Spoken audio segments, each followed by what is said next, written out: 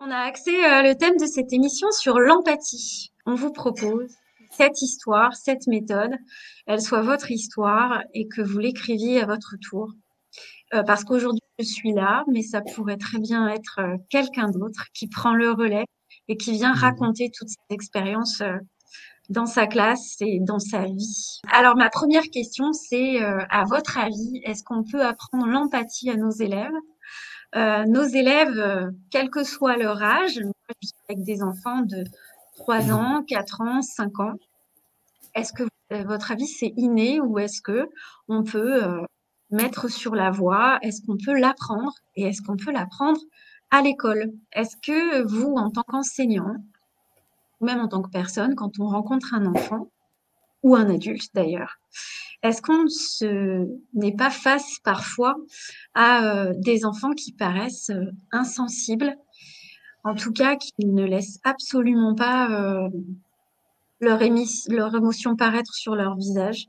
Ils sont impassibles et c'est compliqué, par exemple en maternelle, quand on a de jeunes enfants, en début d'année, il faut se connaître et puis ils se laissent pas connaître facilement. Et puis même au cours de l'année, il y a des enfants qui se laissent pas connaître et qui ont un masque. On a du mal en tout cas percevoir leur émotion.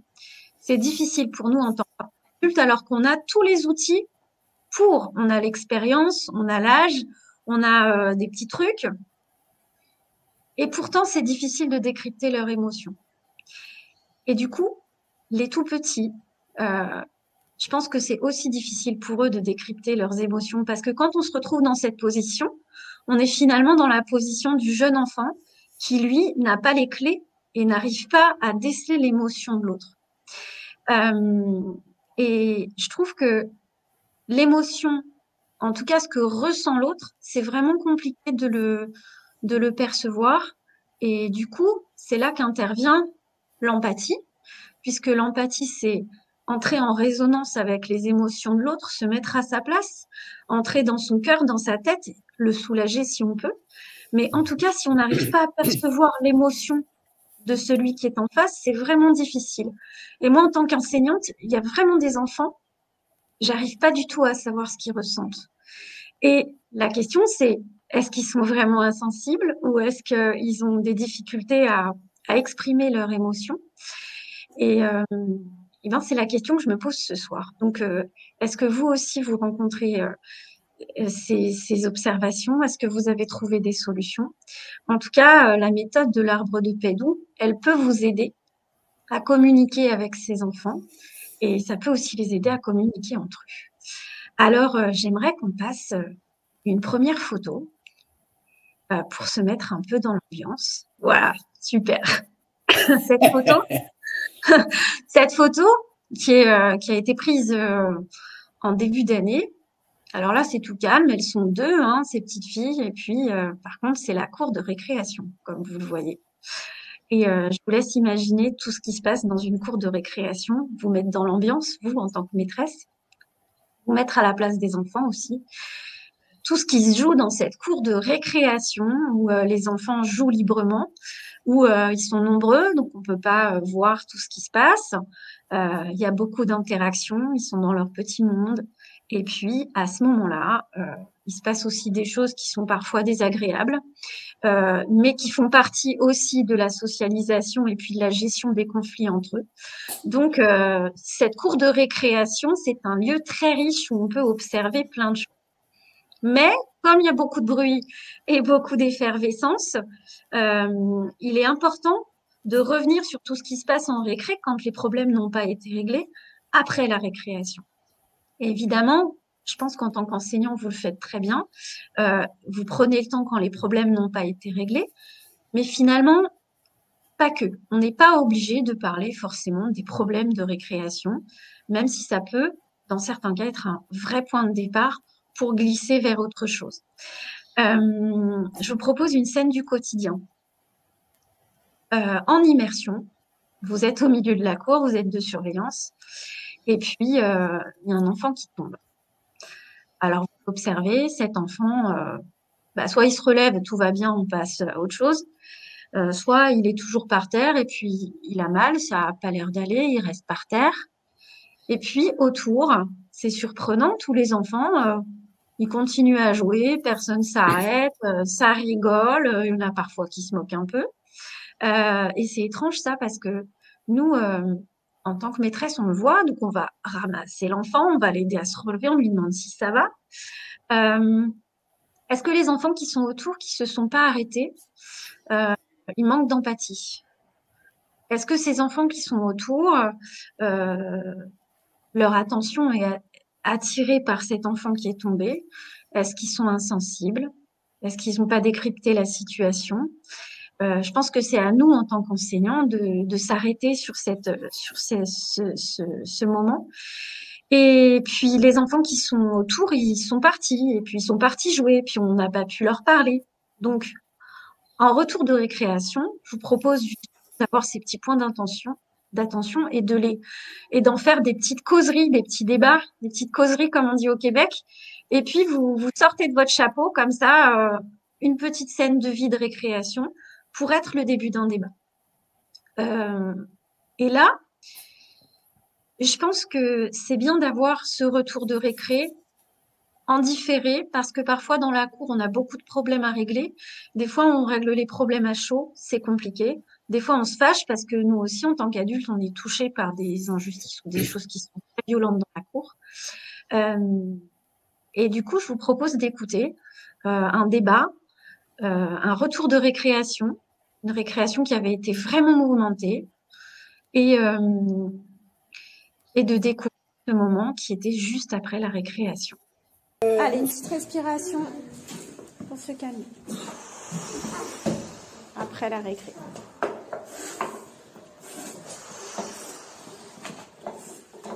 Ok. J'aimerais qu'on parle de quelque chose d'important qui est les problèmes de récréation. Aujourd'hui, j'ai réglé plusieurs problèmes. Vous n'avez pas pu trouver de solution. Et j'ai vu un élève qui a poussé très fort un autre, qui s'est cogné contre la poubelle. J'ai vu un autre élève, deux autres élèves qui avaient été griffés au visage. Donc j'aimerais bien que ceux qui ont eu mal à cette récréation, David par exemple, qu'est-ce que tu peux dire toi? Ça t'a fait quoi quand on t'a poussé? Mal. Ça t'a fait mal. Et ça t'a fait quoi quand on t'a poussé à l'intérieur de ton cœur, de ta tête? Mal. Ben oui. Donc, on peut ne pas être d'accord. On peut, même quand on est très copain-copine, on peut ne pas être d'accord. Mais dans sa tête, il faut toujours se demander ce que ça fait à l'autre, Eden. Qu'est-ce que ça fait quand on griffe les copains? Est-ce que tu veux que les copains ils te disent ce que ça fait? Bah si, ils vont te le dire parce que je crois que tu te rends pas bien compte. Est-ce qu'il y a des enfants ici qui n'y arrivent pas, qui se fâchent et qui ont des gestes? Moi, j'arrive pas. Toi, t'arrives pas? D'accord. Moi, j'arrive pas. D'accord. Alors, qu'est-ce qu'on peut faire quand on n'arrive pas à se retenir? Aller dans sa chambre et se calmer avec de la musique. Mais quand on est à l'école et qu'on n'a pas sa chambre, comment on peut faire? On écoute de la musique. Et quand on est dans la cour de récréation et qu'il n'y a pas de musique, comment on peut faire? On va régler le problème sous un arbre. On va régler le problème sous un arbre? Oui, Ça, on a... Ah bah, il n'y a pas d'arbre dans la cour. Mais si. Alors, Madeleine, elle a une bonne solution. C'est une histoire que je vous avais racontée. Je vous avais dit, on peut aller sous un arbre, l'arbre de la paix, et on peut régler le problème. Moi, j'aimerais juste que vous imaginiez ce que ça fait à l'autre quand on a des gestes qui font mal. Moi, je comprends qu'on ait du mal à se retenir quand on est très, très en colère. Donc, on peut aller sous l'arbre. On peut aussi venir près des maîtresses pour se calmer, se retenir de taper, se retenir de pousser, de griffer, et aller vite, vite, vite voir un grand ou alors un bon copain qui peut essayer de vous calmer. Vous, si vous voyez quelqu'un d'énervé, qu'est-ce que vous pouvez faire? On court ou le voir. Qu'est-ce que vous pouvez faire si vous... le voir. Vous pouvez courir et le voir, et qu'est-ce que vous faites? On lui fait une caresse. on peut lui toucher l'épaule. On lui demande d'abord, est-ce que je peux te toucher l'épaule? Et vous lui caressez l'épaule comme ça, vous lui touchez l'épaule. Ou simplement, vous posez la main et vous dites, ça va aller, calme-toi. Avec Hassan, on fait ça, on dit, respire Hassan 1, on met la main ici et on fait... Et toi, Hassan, tu peux calmer les autres aussi, hein. Comme tu sais le faire, tu peux apprendre aux autres. Oui? Donc, ma question, tu as des enfants de quel âge? Alors, je suis en moyenne section. Donc, en France, ça correspond à la 2e année de scolarisation en maternelle. Ils arrivent dans l'année, ils ont... bonsoir Tania. Tania qui est mon ATSEM de l'année dernière, de 3 ans plutôt, avec qui on avait... Donc, ils arrivent dans la classe, ils ont 3 ans et demi, et ils vont avoir 4 ans et 5 ans dans l'année. 4 ans et 5 ans dans C'est l'année. extraordinaire. Hein, Ils sont tout petits, oui. Ah ouais, enfin, moi, je suis émerveillé d'entendre. Tout de suite, ils ont des solutions. Et la petite qui dit, bah, Oui. il n'a qu'à aller près d'un arbre. Hein. Voilà, C'est c'est tellement ça. évident pour elle, c'est tellement simple. Hein, donc, vraiment, bravo pour tout ce que tu as déjà fait. Merci infiniment. Alors, je pense que il est intéressant peut-être de revenir sur les différentes phases, puisque là, on a un condensé. En fait, cette vidéo, c'est un condensé de toute la méthode qui est là, appliquée depuis le début de l'année avec cette classe, mais qui a été l'année dernière pour les mêmes résultats. Vous avez ici tout le déroulé de cette méthode qui commence d'abord par des exercices de respiration. Quand j'ai rencontré Max la première fois, on a fait un jeu du cœur, on a fait une respiration du cœur, où là, on a eu toute la dimension de cette méthode qui traverse le corps, traverse l'esprit, traverse le cœur et nous fait parler aussi, nous fait entendre le monde. Parce que quand je me suis retrouvée dans cette situation à ne plus avoir de solution, je suis en région parisienne, mais j'avais face à moi des difficultés vraiment énormes, avec des souffrances énormes qui peuvent être l'écho des souffrances du monde dans d'autres pays dont Max est en contact tous les jours. Moi, j'avais besoin d'entendre parler du monde à ce moment-là. Et cet exercice, il nous fait entendre le monde dès les premières secondes. Et on a besoin, en fait, de ça. On a besoin de sortir de sa classe, sortir de sa tête et avoir une dimension plus grande pour prendre du recul sur les choses. Donc, là, vous entendez dans la vidéo l'exercice du cœur. On respire. On respire avec les enfants. Bonsoir Jennifer. On respire pour nous. Et à ce moment-là, tout redescend. On est ensemble avec les enfants. On ne s'est rien dit. On sort de récré, on souffle. Et tous, ça nous remet au même diapason. On est calme, on est serein. Et puis ensuite, il y a cette petite fiche d'expression des émotions, parce que c'est ce rituel du cœur, en tout cas dans la méthode de l'arbre de paix, elle appelle à parler de ses émotions. Et la méthode de l'arbre de paix, d'où les enfants, on les accueille avec leurs émotions. Et on met des mots sur leurs émotions. Ils savent pas forcément le dire, eux, mais nous, on voit des choses. Je vois que, non, je vois que tu n'es pas content. Je vois que tu es stressé. Je vois que tu as été en colère. Je vois que tu es fatigué. Je vois que tu as du mal à te séparer de maman. Tout ça, c'est leur émotion et on les aide à s'exprimer. En tout cas, on essaie de décrypter. Donc, cette petite fiche, elle est là pour aider. Je suis en colère, je m'arrête, stop, je respire. C'est une petite fiche qui est dans un coin calme dans la classe. Alors, le coin calme, il est détaillé dans une autre émission. Je vous laisserai aller le redécouvrir. Mais si vous avez des questions, n'hésitez pas. Ce coin calme, il est dans la classe. Il aide les enfants à se détendre. Ophélie? Oui. Alors, il y a Facebook User, voilà. Bonsoir Max, j'aime vraiment participer à ce direct pour faire mon témoignage. Voilà, donc on s'adresse à cette personne qui peut donc faire un petit commentaire par rapport à ça. Bien Donc sûr. voilà. Et elle me dit, envoyez-moi le lien si possible. Je suppose qu'elle voudrait bien être invitée dans l'émission pour faire un témoignage, je pense, c'est ça? Probablement, oui, oui, tout à fait. Là, je pense que c'est Charles. Hein, il vient d'arriver, il vient de République démocratique du Congo et il n'avait pas très bien compris. Il pensait que c'était une séance sur Zoom.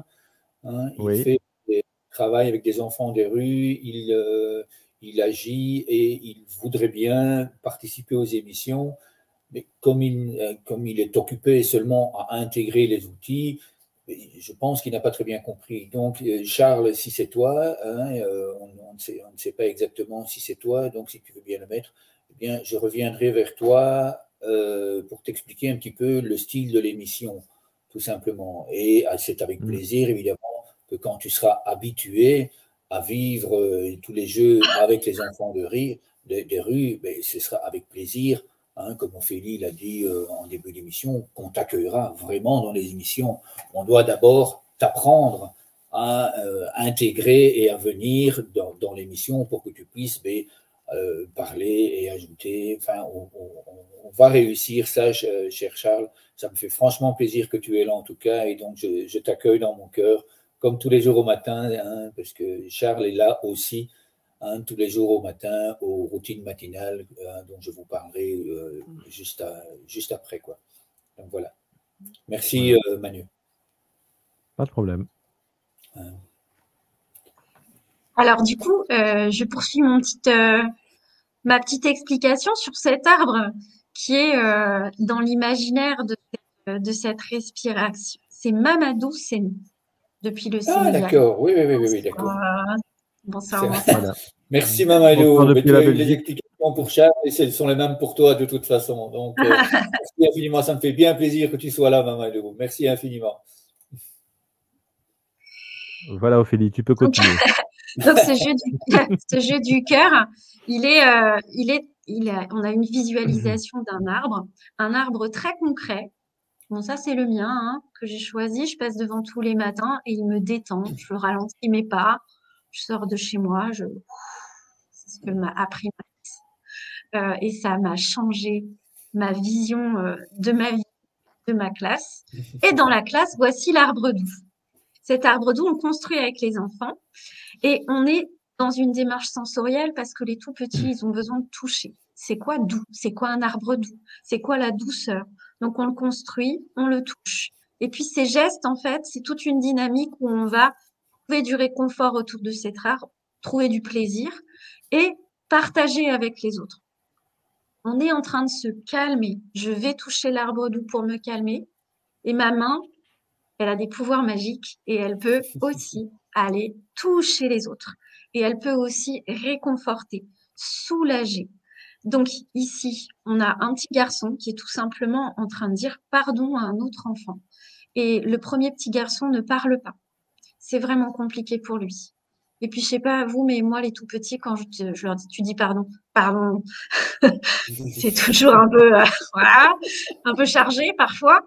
Et cette petite caresse sur l'épaule, en fait, si l'autre le veut bien, parce qu'on a toujours ce consentement de l'autre, il est là et puis hop, ça prend 5 minutes et puis en fait, chacun, on ressent ce pardon. Alors ici, c'est l'exercice du cœur avec un petit garçon qui se calme. Je respire avec lui. Lui, en l'occurrence, il veut pas faire le rituel du cœur avec les autres, du tout. Il veut pas respirer. Quand vous entendez en début de récréation, lui, il fait la tête, il est sur son banc, il veut pas, il veut jamais faire en même temps que les autres. Donc, il a son petit moment à lui où je lui dis, est-ce que tu veux bien que je t'aide? Est-ce que tu veux bien qu'on respire ensemble?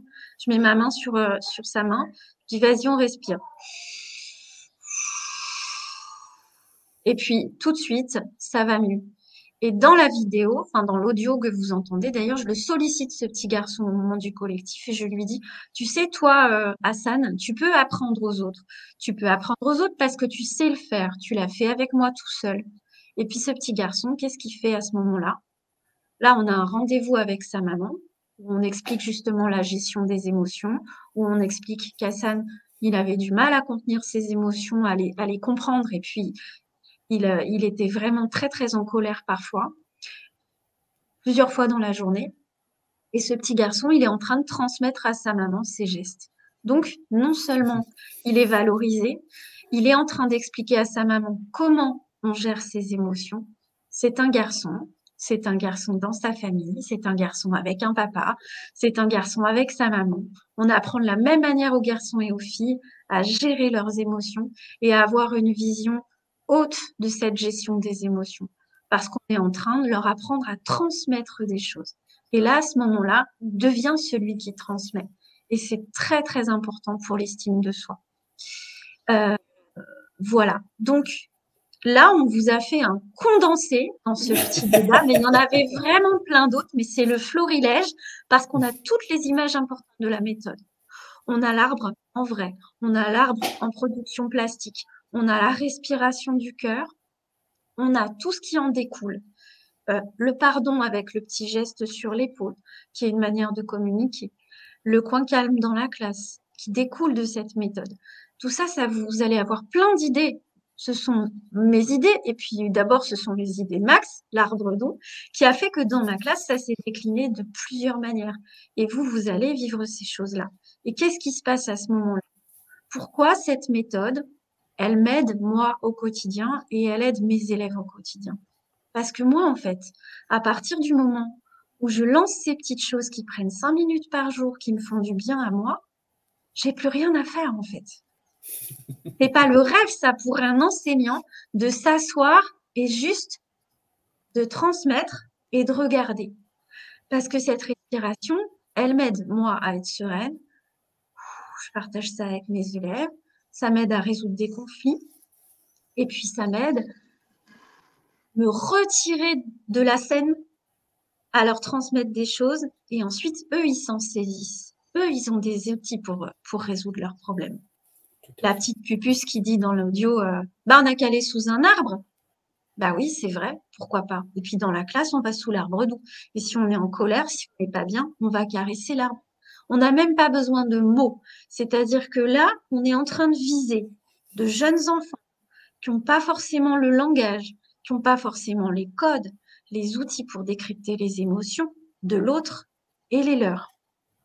Donc, comment on met au cœur de ce projet l'empathie vers l'autre à ce moment-là? Eh ben, ça coule de source en fait, parce qu'on permet à ces enfants de communiquer grâce à des gestes. Et je vous parle non seulement des tout petits, non seulement des enfants qui n'ont pas le langage, non seulement des enfants autistes, parce que là, le champ du handicap entre complètement dans ce projet, et les enfants adhèrent tous à leur rythme. Il y en a certains qui refusent, mais à un moment, vous allez les récupérer. Parce qu'en fait, ces enfants, ils vont s'intégrer au groupe et ils vont avoir tellement de bonheur à ce que les autres aient une attention particulière pour eux, que du coup, vous allez forcément les embarquer. Vous allez forcément les embarquer dans l'ambiance. Et en fait, ces enfants, ils ont besoin d'attention. Mais vous pouvez pas toujours avoir de l'attention pour tous. Donc, les tout petits, qui se caressent le bras juste. Maîtresse, il veut pas se ranger, il est en train de se rouler par terre, il fait n'importe quoi. Va à côté de lui. Ça va bien aller, ça va bien se passer. Viens te ranger avec moi. C'est pas moi qui c'est les enfants. Et en fait, au lieu de dire range-toi, lève-toi, donne-lui la main, non, eh ben vous allez voir en fait que l'année dernière, il y avait un enfant qui parlait pas, qui était même pas dans ma classe. Cet enfant était coincé sur le toboggan, ça avait sonné, il voulait pas rentrer. Un enfant autiste qui passait son temps à se sauver, sauter par-dessus les barrières, qui n'avait pas de langage, qui était dans des communications très primaires. Et je suis allée le voir. Je disais, tu rentres. C'est bon. Et je vais à côté de lui, je dis, chut, ça va bien se passer. On va rentrer. Et le lendemain, même récréation, il vient me voir, ça sonne.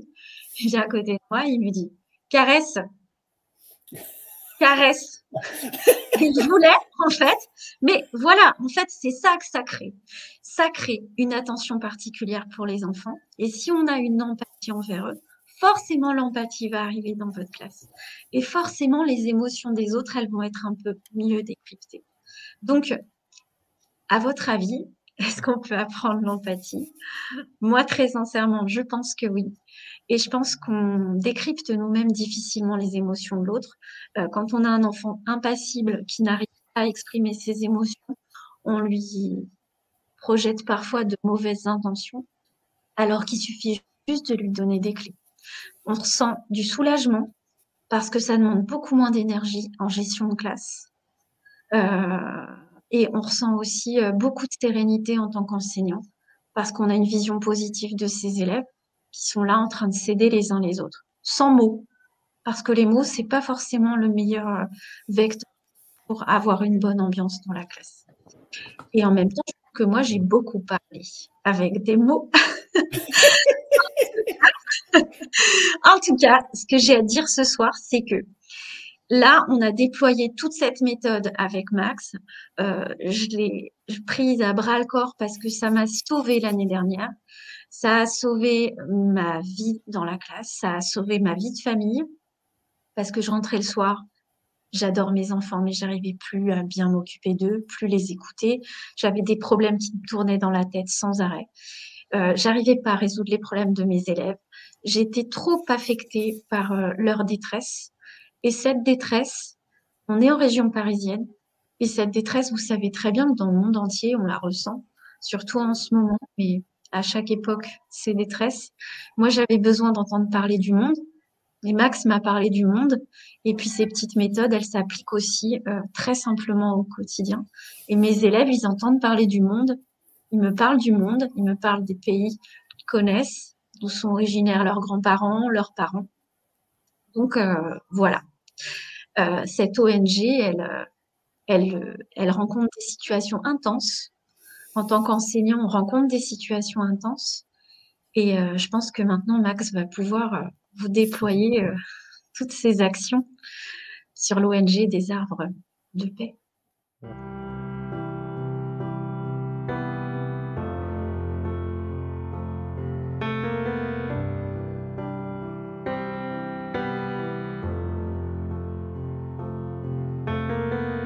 Imagine there's no heaven. It's easy if you try. No hell below us. Above us only sky.